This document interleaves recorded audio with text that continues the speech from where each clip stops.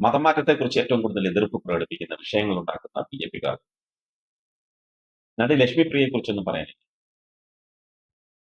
അറിയാൻ വേണ്ടി ചോദിച്ചതാ. മുസ്ലിം മതത്തിൽ നിന്നും ഹിന്ദു മതത്തിലേക്ക് മാറിയത് കൊണ്ട് പ്രശ്നമില്ല, അല്ലേ?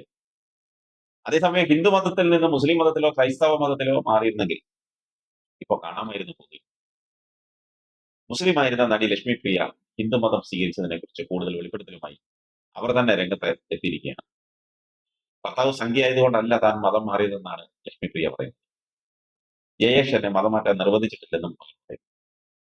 ഒരു യൂട്യൂബ് ചാനലിന് നൽകിയ അഭിമുഖത്തിലാണ് താരം ഇക്കാര്യം പറഞ്ഞത്. സബീന ആയിരിക്കുന്നത് തന്നെയായിരുന്നു ഭർത്താവ് ജയേഷിന് ഇഷ്ടം. വിവാഹത്തോടനുബന്ധിച്ചായിരുന്നു മതം മാറിയത്. പക്ഷെ ജയേഷിന് അങ്ങനെ ഒരു നിർബന്ധമില്ലായിരുന്നു. ഞാൻ തന്നെയാണ് മതം മാറാൻ മുൻകൈ എടുത്തത്. പേരും മതവുമെല്ലാം ഔദ്യോഗികമായി തന്നെ മാറ്റി. മതം മാറിയപ്പോൾ ഒരു ബുദ്ധിമുട്ടും ഉണ്ടായിരുന്നില്ല.